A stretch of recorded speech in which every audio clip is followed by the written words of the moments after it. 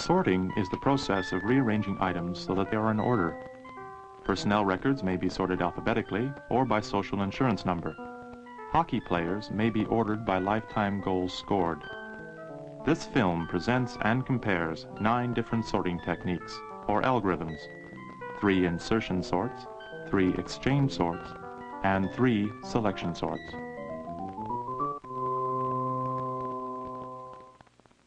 Our first 3 techniques are called insertion sorts. Each one works by inserting new items into data that is already in order. The simplest insertion sort is called linear insertion.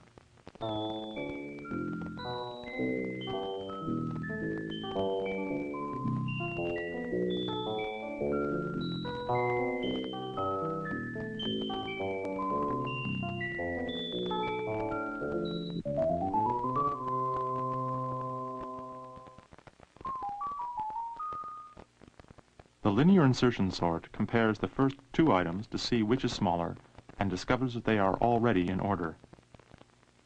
The third item is larger than the second and in its correct position relative to the other 2. The fourth item is not. Thus we find the correct position and insert it into place. With each new item, we look for the correct position, move the intervening items out of the way, and insert it. Here an item is already in the correct position. If there are n items, we make n-1 passes over the data, each with order n comparisons and movements.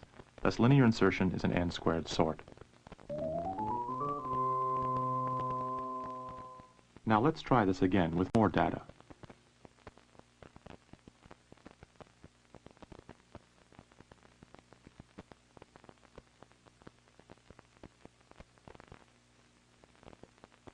In deciding where to insert the item, we examine each consecutive location, looking for the correct position with a linear search. As you can see, this is very time-consuming. We can do better by using a binary search, yielding a technique known as binary insertion.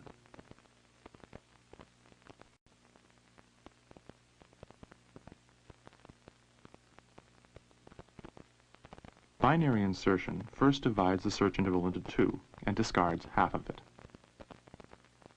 Again, we divide the interval in 2 to further narrow the search.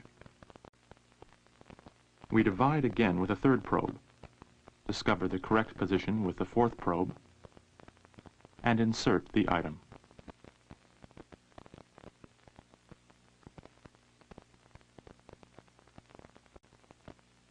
We begin again, discarding half of the search interval, and half of the remainder, and again half, to find the position in the fourth probe.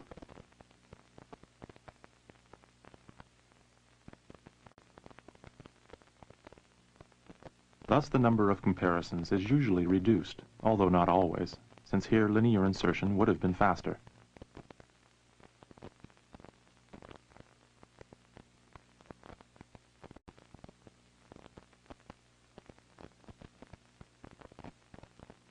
The binary search reduces the comparisons to order n log n, but we still need order n squared data movements.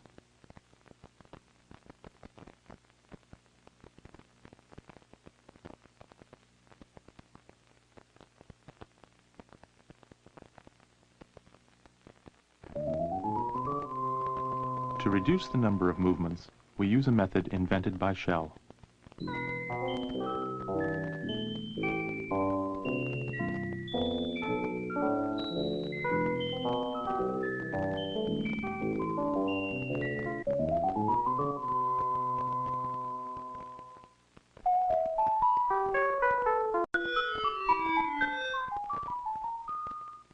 The shell sort, instead of considering all items at once, sorts small groups of items.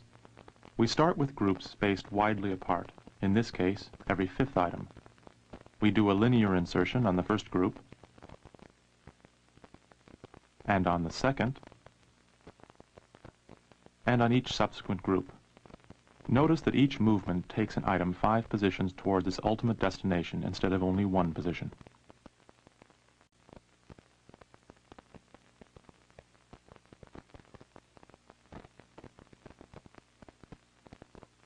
Next, we operate on groups spaced more closely together, in this case every third item. Again, we perform linear insertions on these groups.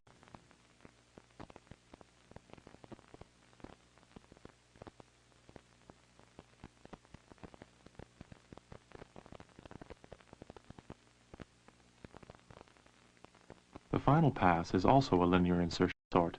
It goes quickly because the data is already almost sorted.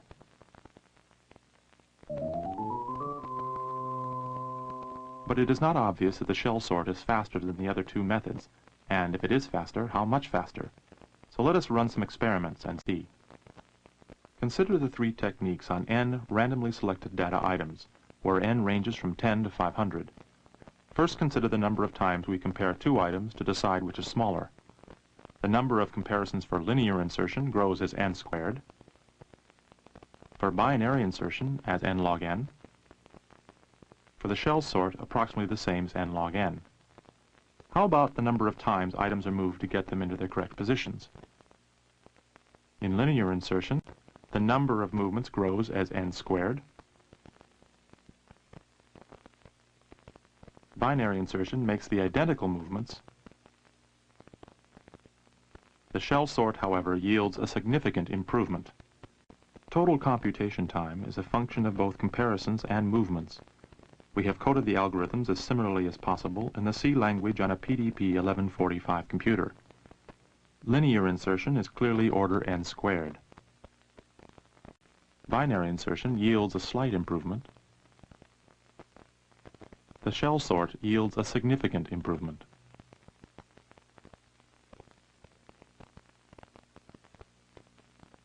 Another way of visualizing this is to imagine three identical machines using these three techniques to sort identical sequences of 250 items. See if you can identify which machine is using which technique. Keep your eye on the bottom machine at the beginning.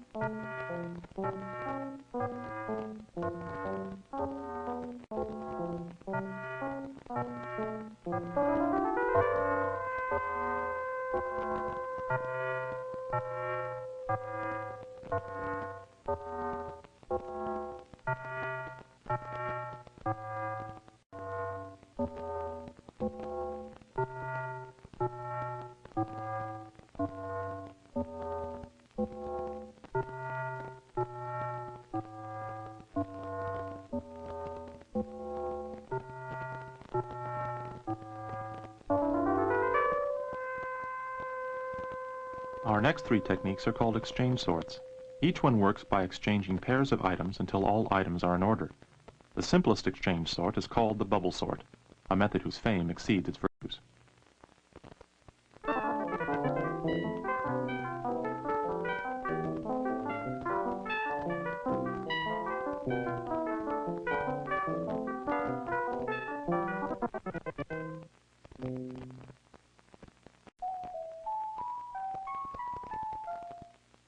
We begin by scanning up the data, exchanging adjacent pairs of items where necessary to move the smallest item to the top.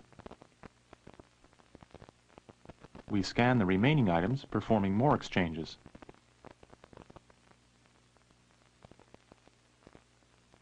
Now the second smallest item is in position. Each successive pass guarantees that one more element is in its correct position. There are n-1 passes with order n comparisons and movements in each pass. Thus, the Bubblesort is an n-squared sort. The data is now sorted, but the program does not discover this and continues through the remaining passes. To speed up the Bubblesort, we must notice when items are already in order. One method that does this is known as the Shakorsort.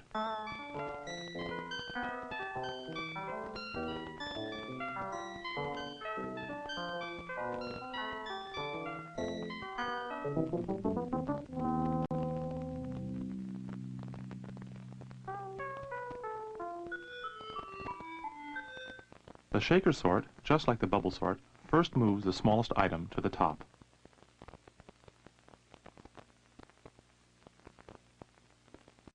Now we reverse directions, start at the top and move the largest item to the bottom.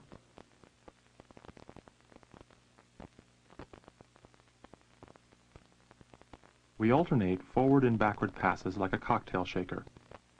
Notice that the 4 items about to be considered are in the correct order. The Shakorsort will discover this because from here up it will swap no items. Thus they must be in the correct order and also in their correct position.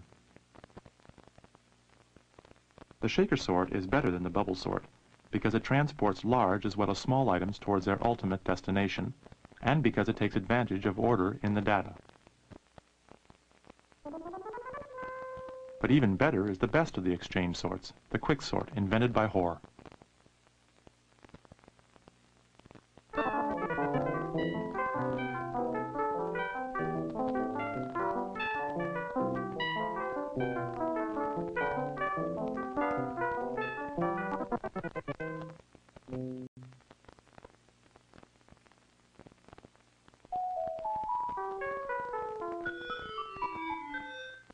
The Quicksort begins by choosing one item as a pivot.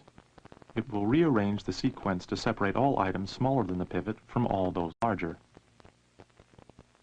We scan down from the top looking for an element larger than the pivot, and scan up from the bottom looking for one smaller than the pivot, and interchange the 2 items. We again look for a larger item and a smaller item, and interchange them. We continue this process until the smaller items are separated from the larger items. Then move the pivot between the 2 sets. Notice that everything above the pivot is smaller than everything below it, thus we need consider the pivot no further, and can apply the technique recursively to the 2 sets. With a set of smaller items we choose a new pivot, find a larger item, and a smaller item, and interchange them. Again, a larger item, and a smaller item, and a swap. Now we move this pivot between the 2 sets of items into its correct position. When we have 4 or fewer items to sort, we use a simpler technique such as the Bubblesort, not shown here.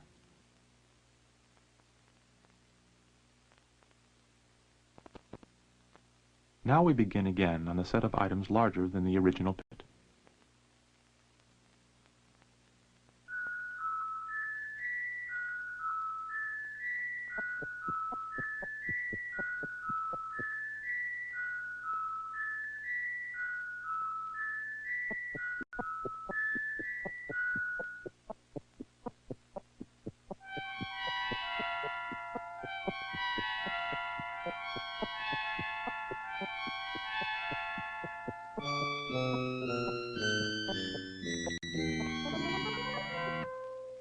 How much better is the Quicksort than the Bubblesort and the Shakorsort? We again resort to experiment.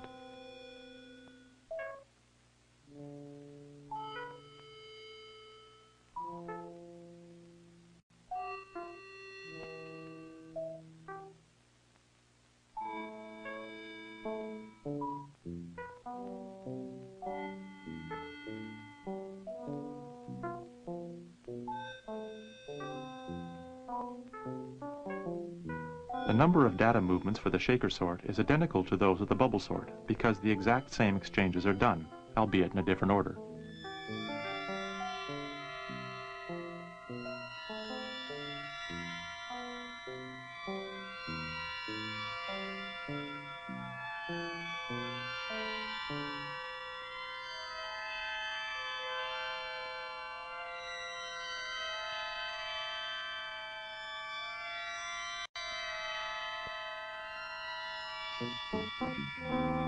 Again, let's race the 3 machines in a typical sequence.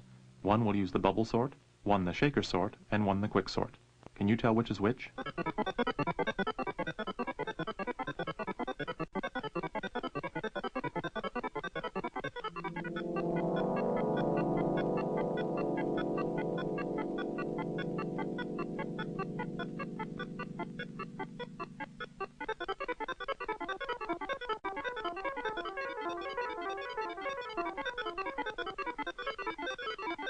So that you don't fall asleep, we'll now speed up the race by a factor of 5.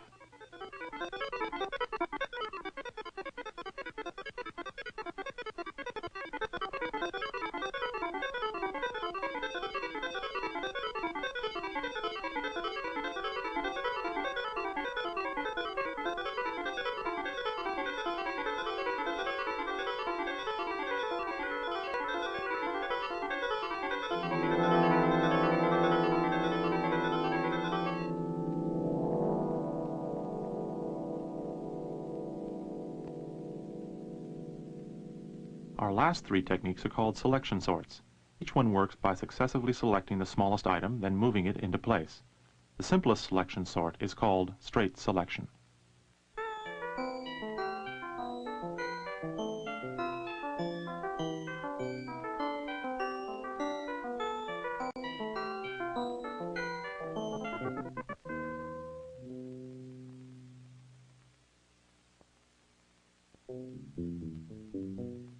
The straight selection sort scans through the data looking for the smallest item.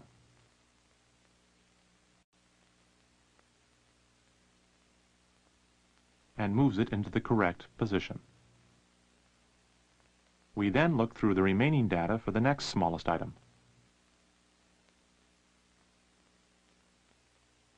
And move it into position. Notice how this differs from an insertion sort. In an insertion sort, we find the correct position for the next item we are inserting.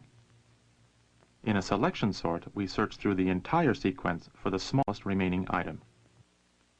Each of the n-1 passes takes order n comparisons and a single data movement, so straight selection is an n-squared sort.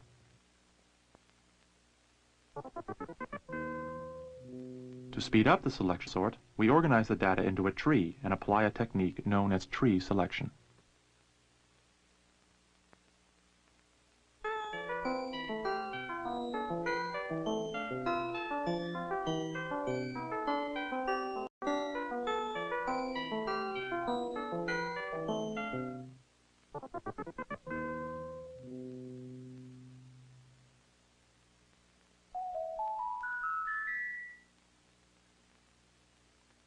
Tree selection first compares pairs of items at the bottom level, selects the smaller of each pair, and promotes it to the next level.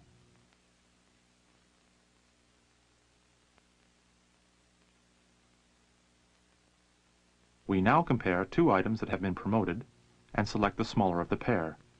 This leaves a vacancy in the tree, which we immediately fill. We compare another pair of items, promote the smaller of this pair, and fill the vacancy that results. At last we reach the top of the tree. Fill the vacancy at the level below, and the next vacancy,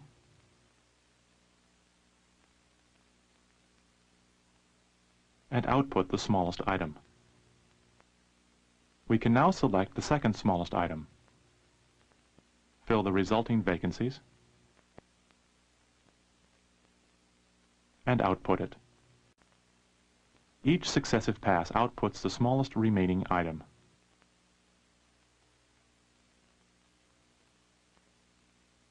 Since vacancies always result in immediate promotions, Knuth has labeled this the Peter principle sort.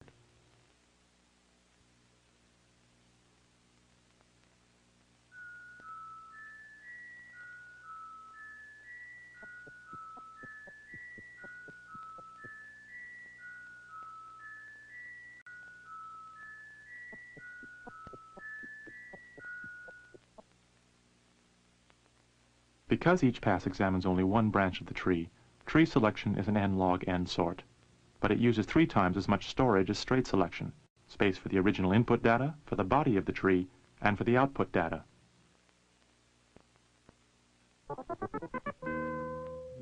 To achieve the same efficiency without the extra storage, we use the heap sort invented by Williams.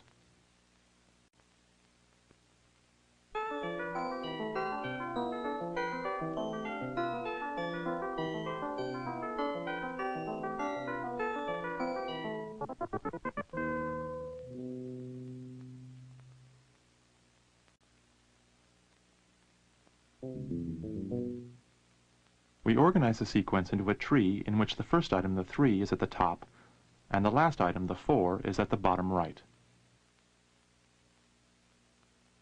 The first pass of the heap sort will move the largest item, the 7, to where the 4 now is. This will happen in 2 steps. The first step will rearrange the tree into a special kind of tree known as a heap, in which every item is larger than all items in any subtree below it. Thus the 7 will be at the top of the tree. The second step will be to move the 7 to the bottom right of the tree, to the end of the sequence.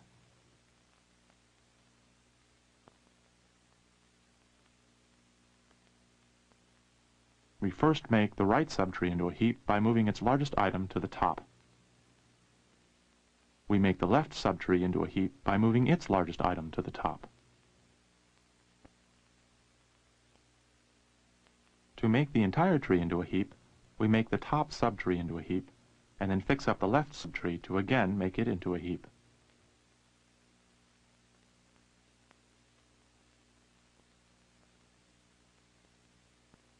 Since the largest item is now at the top of the tree, we can move it from there into its correct position at the end of the sequence, where we need consider it no further. Note that the remaining tree is no longer a heap, but only because of the top item. So we must begin at the top, rearranging so that the second largest item, the 6, will come to the top, and so that the entire tree is again made into a heap. We now move the 6 into its correct position, and also remove it from the tree. Each successive pass brings the largest remaining item to the top of the tree, and then switches it into its correct position.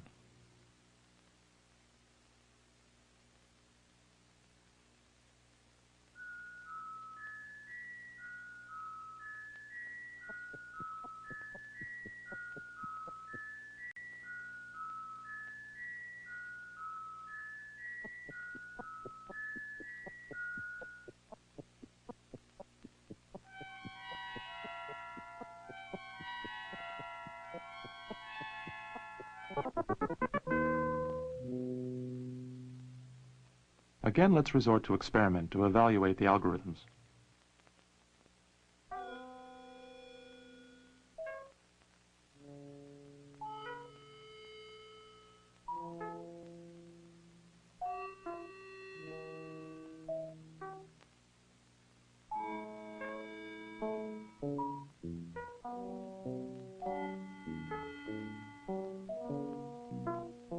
Notice that straight selection by its very nature requires very few data movements, since most of the work is done in the comparisons.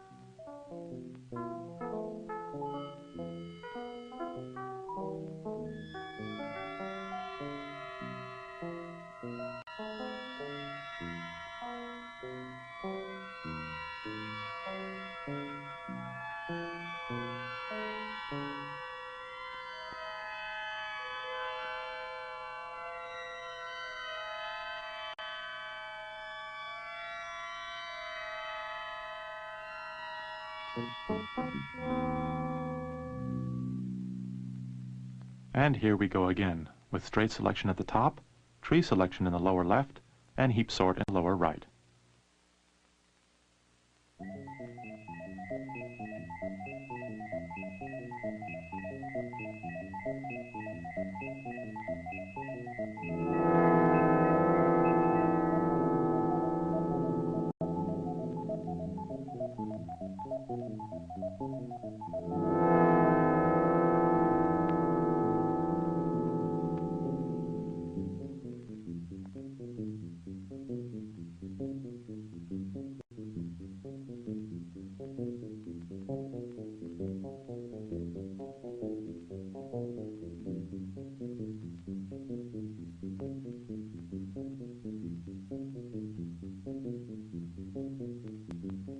If you're getting bored, let this be a lesson about n-squared sorts.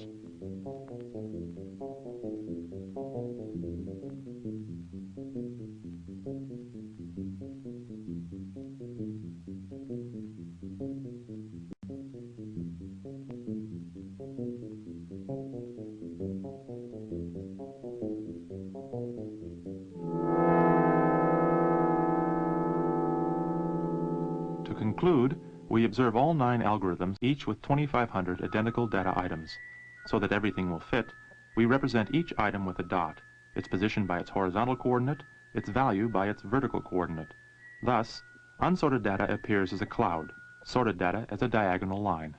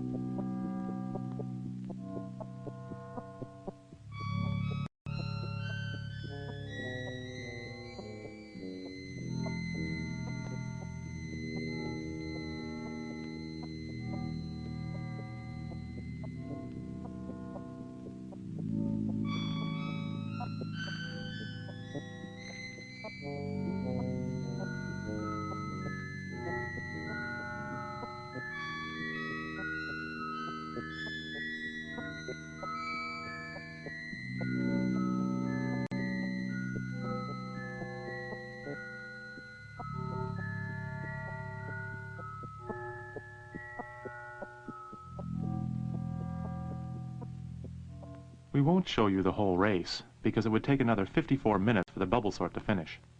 Instead, why not see the whole film again?